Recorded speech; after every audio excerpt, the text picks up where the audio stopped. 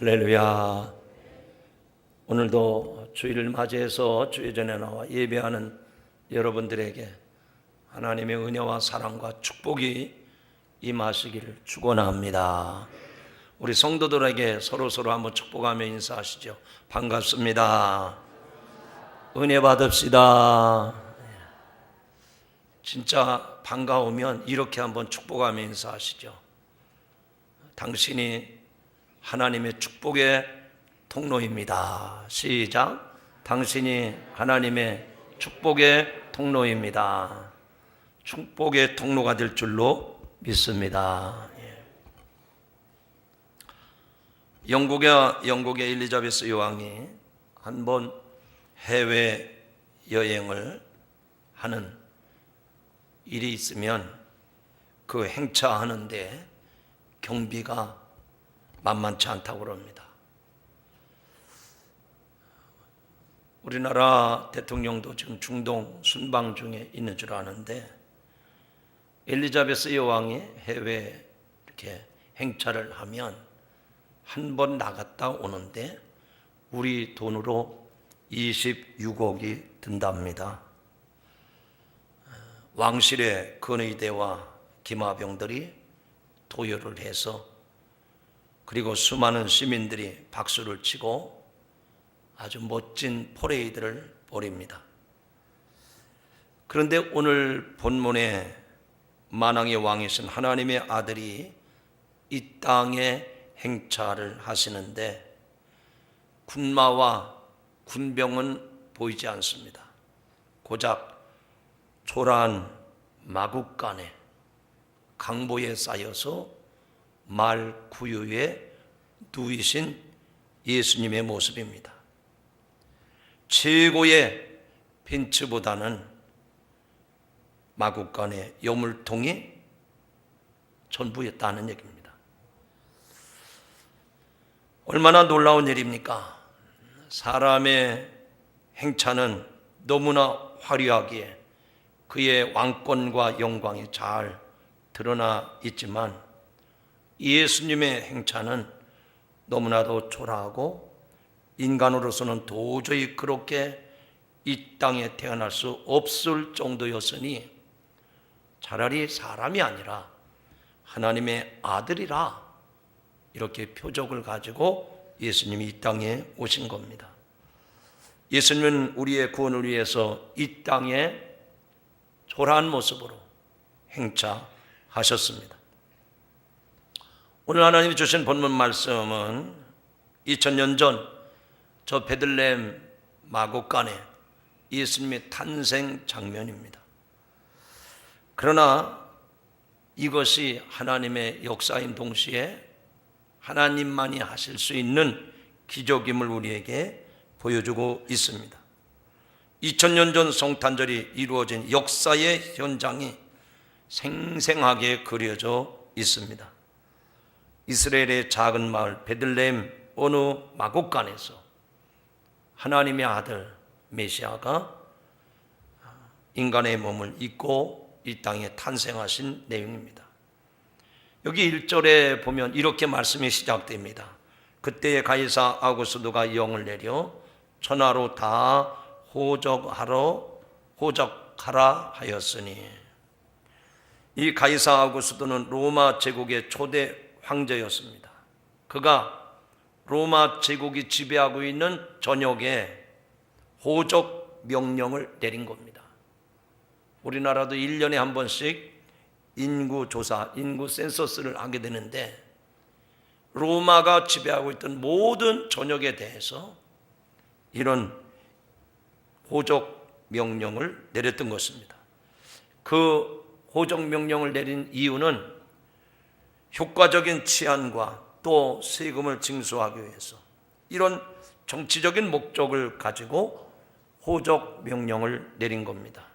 그런데 그 호적 명령 때문에 어떤 일이 일어나고 있는가? 오늘 여기 4절, 5절의 말씀 보면 이런 내용이 나옵니다. 요셉도 다윗의 집 족속인 고로 요셉도 다윗의 집 족속인 고로 갈릴리 나사렛 동네에서 유대를 향하여 베들레헴이라 하는 다윗의 동네로, 저 나사렛 동네에서 유대 땅 베들레헴이라고 하는 다윗의 동네로 그 약혼한 마리아와 함께 호적하러 올라가니 마리아가 이미 잉태되었더라. 이 말씀을 통해서 요셉이라는 사람은 원래 살던 곳이 나사렛이라고 하는 얘기입니다. 나사렛은 이스라엘의 북쪽 지방의 산골 마을입니다. 마리아는 이미 잉태한 지 오래되어서 거의 만삭이 된 상태입니다. 이 황제의 호적 명령만 없었더라면 요셉과 마리아로 그 나사렛이라고 하는 고향 동네로 먼 길을 떠나 필요가 없었습니다. 저도 성지순례를 몇 번 가보니까 우리는 에어컨이 잘 나오는 대형 버스를 타고 투어를 하는데도 그 길이 만만치 않습니다. 우리처럼 고속도로가 뻥 뚫려가지고 넓은 도로를 편안하게 가는 게 아니고 그 산골짜기 모퉁이를 돌아서 소록길을 따라서 정확한 거리는 145km입니다. 우리처럼 자가용으로 가는 것도 아니고 기차로 가는 것도 아니고 그 2000년 당시에 만삭이 된 마리아가 무거운 몸을 끌고 호적하러 나사렛에서 그 유대 땅 베들레헴으로 갔다고 하는 얘기입니다. 요셉은 다윗의 후손이었기 때문에, 베들레헴 출신이었기 때문에 황제의 호적 명령으로 부득불 남쪽 유대 지방 베들레헴으로 고향 땅으로 찾아갈 수밖에 없었습니다. 그런데 5절에서 그 마리아를 가르쳐서 약혼자라고 소개를 합니다. 그 이유가 마태복음 1장에 나오는데, 유대인들은 약혼 기간 중에 철저하게 순결을 지킵니다. 그런데 마리아가 그 기간 중에, 약혼한 기간 중에 잉태가 된 것입니다. 요셉이 얼마나 황당했겠습니까? 점점 불러오는 마리아의 배를 보고 요셉은 고민에 빠졌을 겁니다. 아니, 놀랄 수밖에 없었을 겁니다. 깊은 고민에 빠졌을 것입니다. 아니, 마리아가 이럴 수가. 그러면서 그들은 산골 동네에서 갑돌이와 갑순이처럼 한 동네에 살았는데 매일 생활하는 모습들을 동네 사람들이 다 알고 있었는데, 이 마리아가, 이 여자가 외간 남자를 만날 기회도 없었는데 도저히 배가 불러오는 것은 이해가 되지 않았던 겁니다. 그렇게 얽히고 설키고 참으로 황당한 그런 때에 천사가 꿈에 나타나서 그들의 오해를 풀어준 것입니다. 마태복음 1장 18절의 기록입니다. 천사가 고민 중에 꿈에 요셉에게 나타나서 그 아이는 성령으로 잉태된 것이니 하나님의 아들이라, 안심하고 마리아를 데려오라 라고 말씀을 합니다. 그래야 마리아도 보호받을 수 있고, 그렇게 돼야 요셉도 사람들 앞에 고개를 들 수 있었던 것입니다. 유대인의 율법으로는 처녀가 아이를 가지면 돌로 쳐 죽였습니다. 다행히 요셉은 믿음으로 순종을 했고 마리아를 데려옵니다.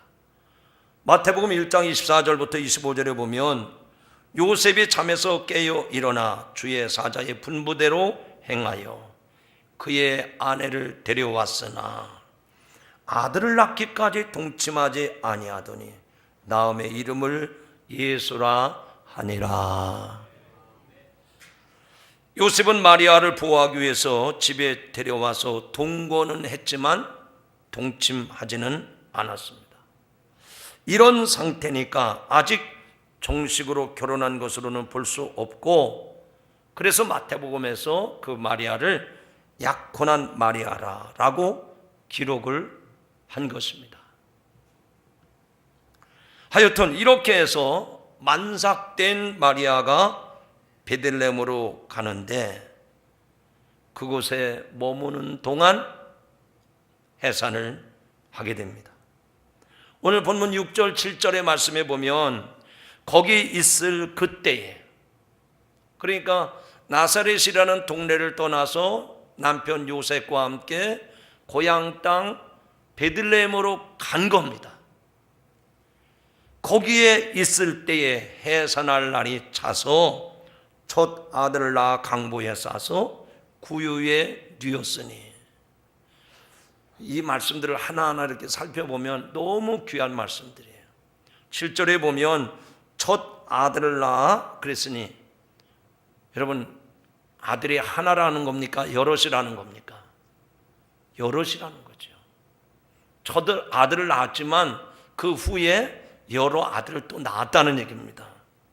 그래서 강보에 싸서 말 구유, 말에 음식을 담아주는 그 여물통, 거기에다가 보대기에 싸가지고 어린 아기 예수님을 뉘었다는 얘기입니다. 그래서 강보는 포대기고 구유는 먹이를 담아두는 여물통을 말하는 겁니다.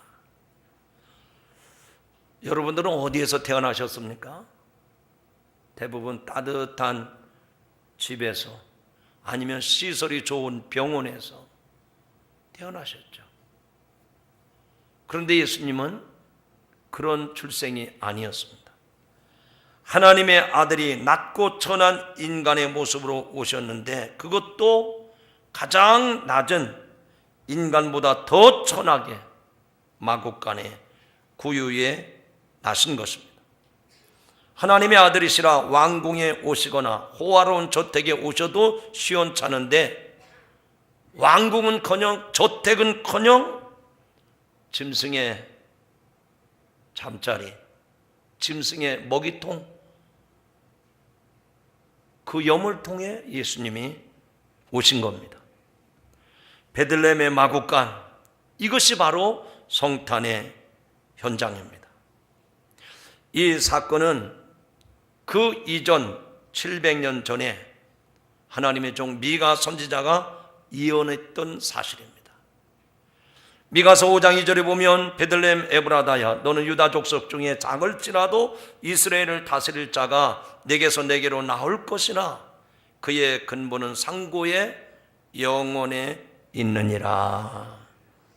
미가가 예언했다고 하는 말은 내일 마리아가 만삭이 돼서 잉태하니까 오늘 예언한 게 아니고 예수님이 태어나기 전 700년 전에, 아주 오래 전에 하나님의 종 미가 선지자가 예언한 말씀이 700년이 지나서 정권도 바뀌고 왕권도 바뀌고 세상도 바뀌고 다 바뀌어서 다 새로운 시대에 예수님이 그 예언의 말씀대로 유대 땅 베들레헴 마국간에 하나님의 아들 메시아가 인간의 몸을 입고 이 땅에 태어나셨다는 얘기입니다.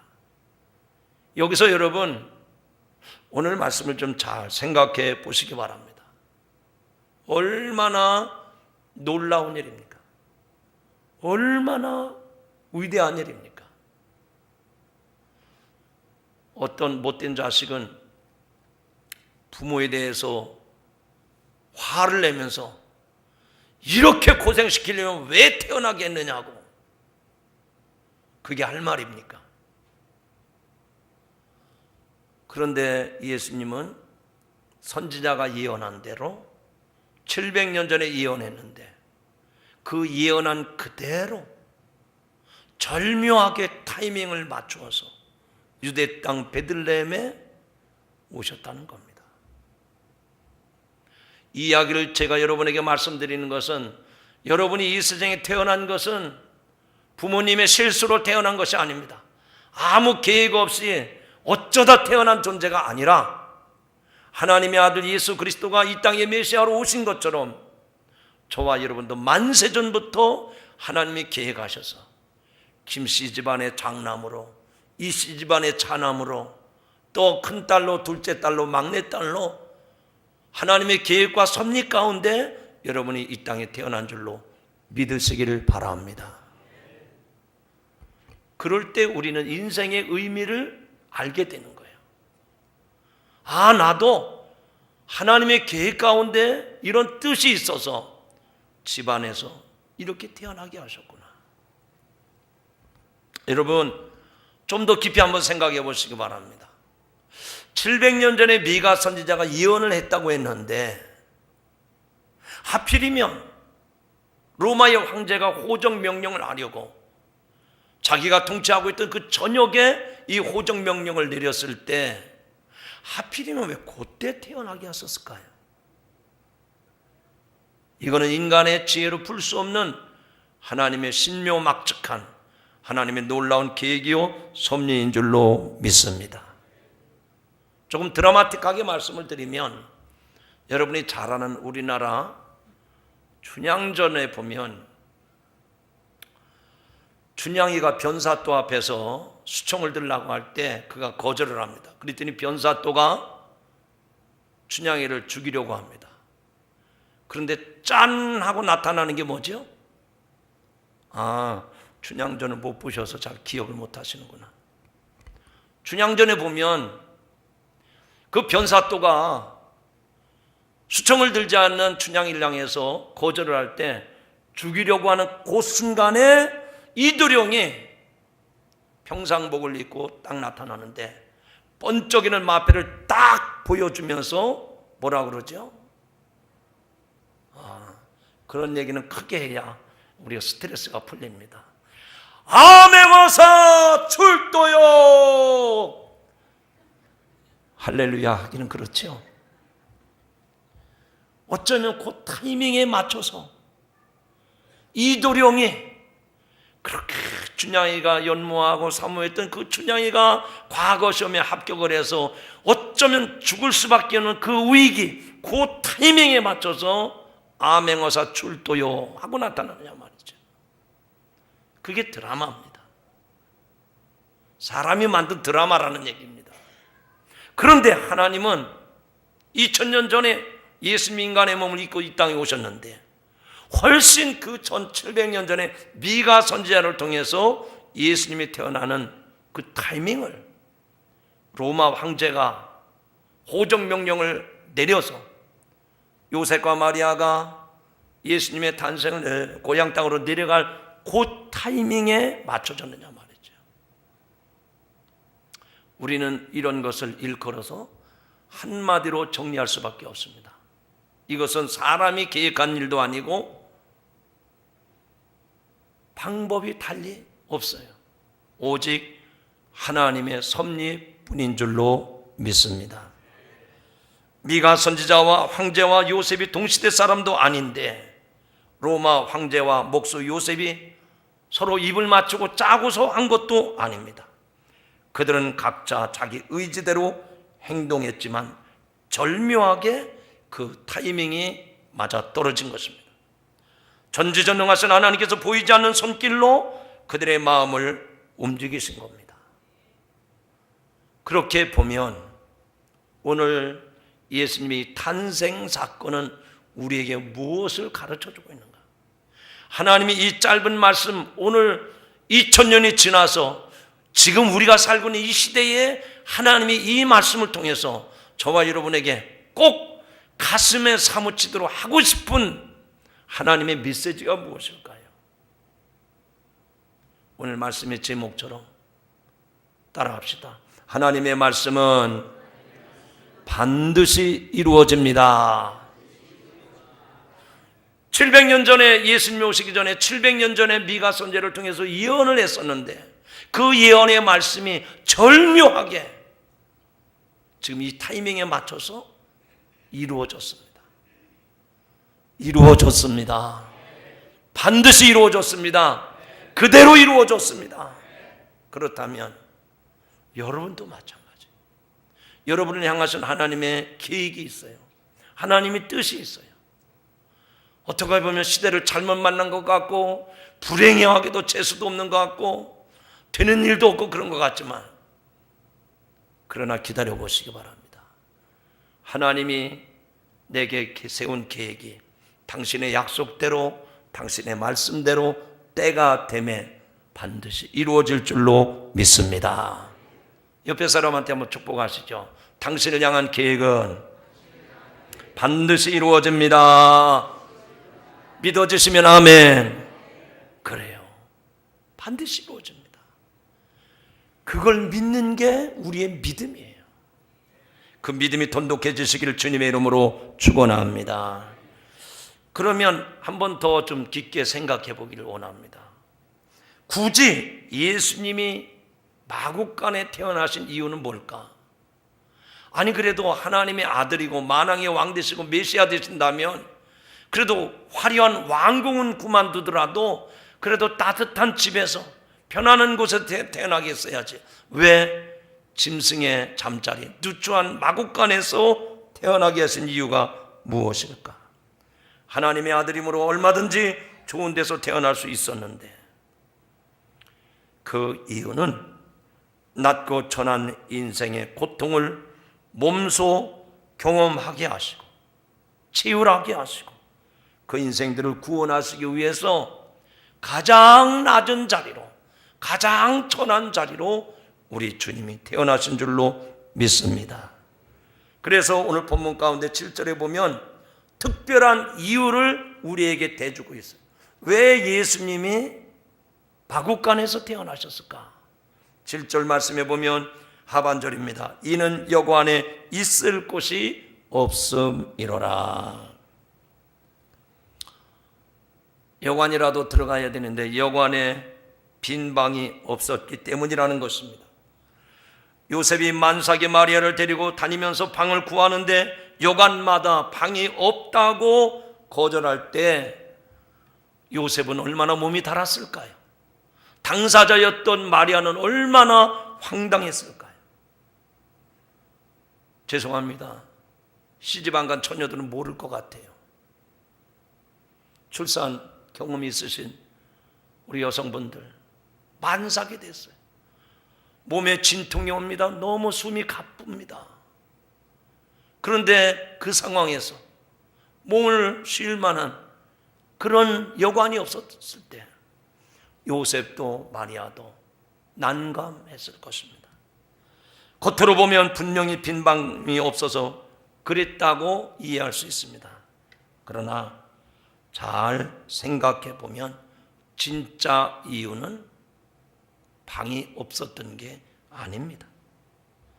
사실은 여관 주인이 그리고 그 주변 사람들의 마음속에 만왕의 왕으로 오신 메시아로 오시는 우리의 구원의 주님으로 오시는 그 예수님을 맞이할 만한 마음의 여유, 그런 마음의 여유가 없었기 때문에 누구도 방을 내어주지 않았던 것입니다.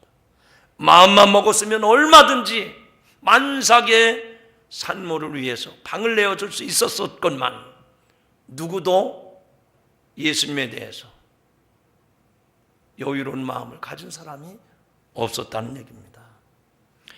그 불쌍한 여인과 태중의 아이를 위해서 방을 마련해 줄 수 있는 마음의 여유가 그 시대 사람들에게 없었다는 얘기입니다.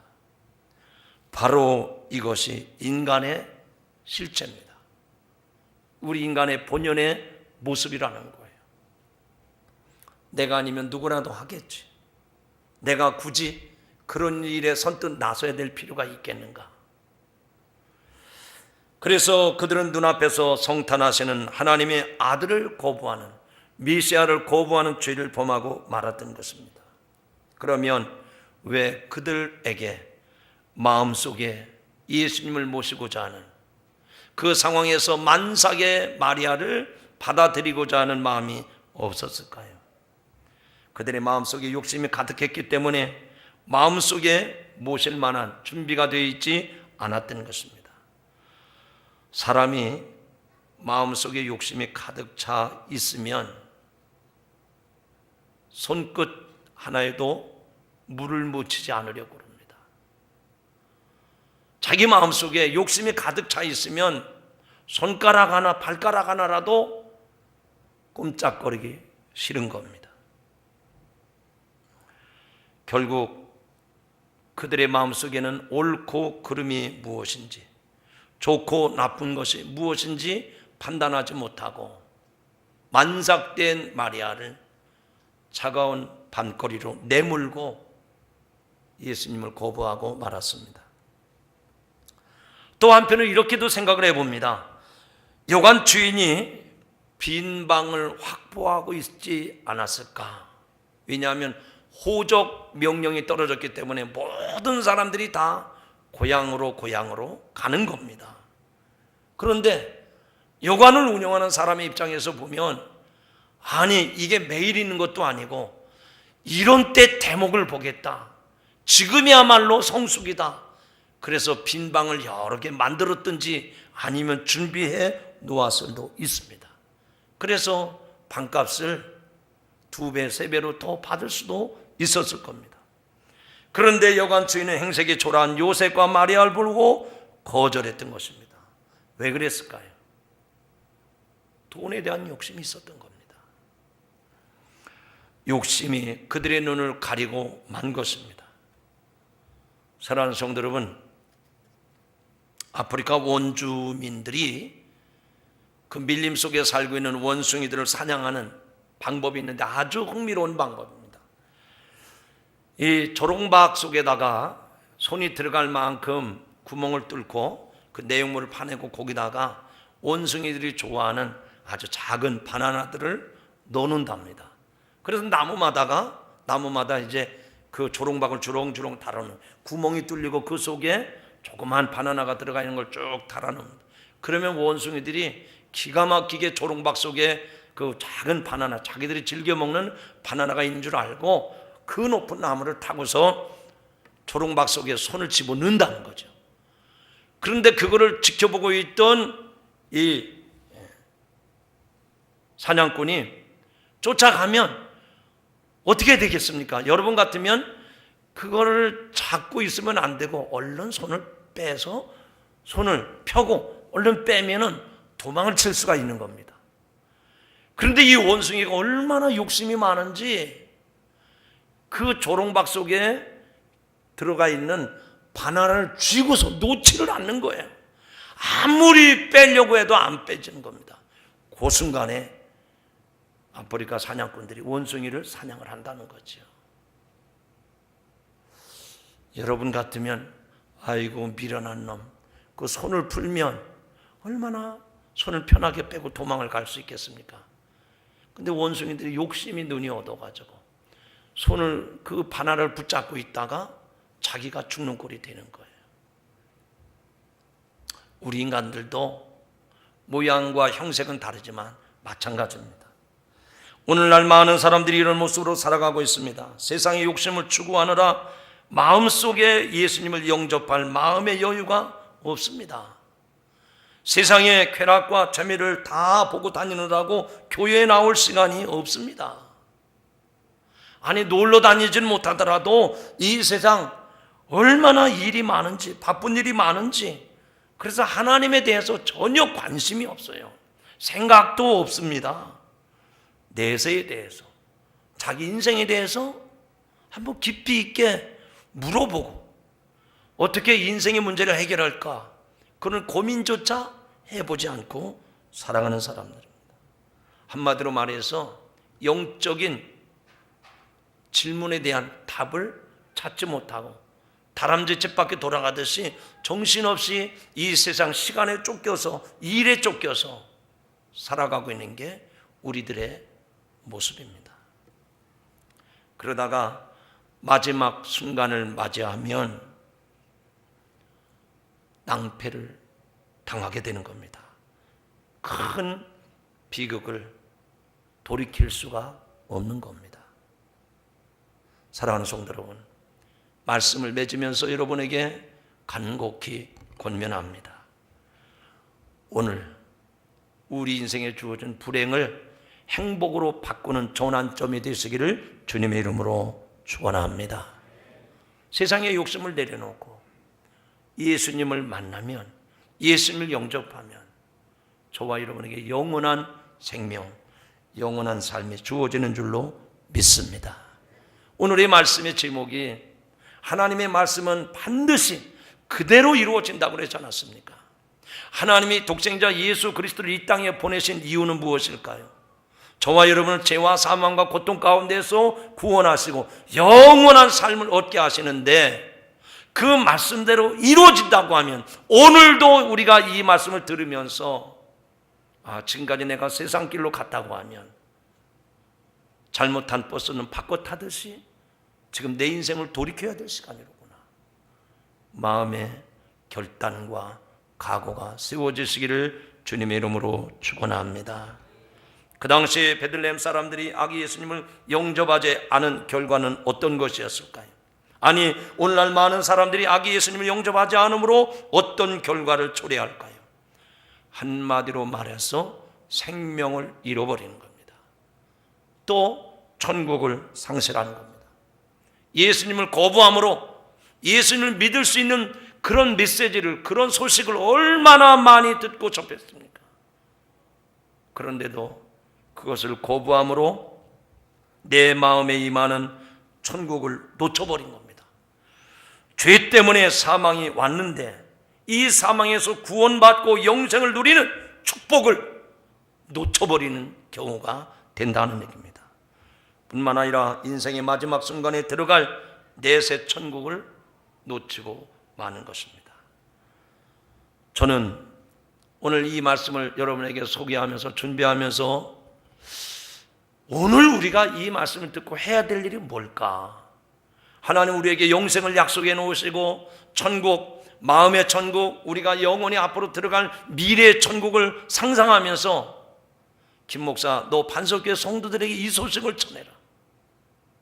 여러분이 여행을 할 때 좋은 호텔을 예약해야 그 날에, 그 시간에 그 호텔에 투숙을 할 수가 있는 것처럼 지금 이 설교를 듣는 이 시간이 예수 그리스도를 통해서 천국을 예약하는 시간이 되시기를 주님의 이름으로 축원합니다.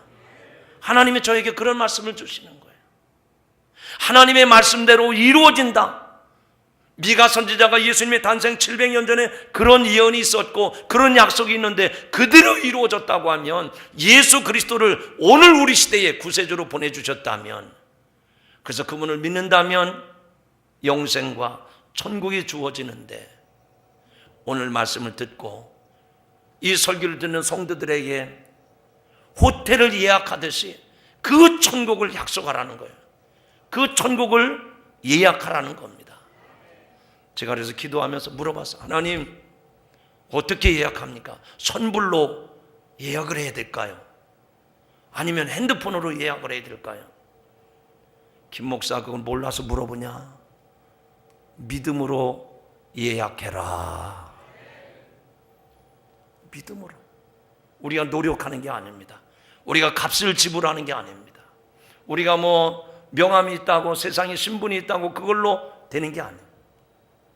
하나님의 아들 예수 그리스도를 믿는 믿음만 가지고 나가면 우리가 들어갈 영원한 천국 영생을 주님이 보장해 주실 줄로 믿습니다.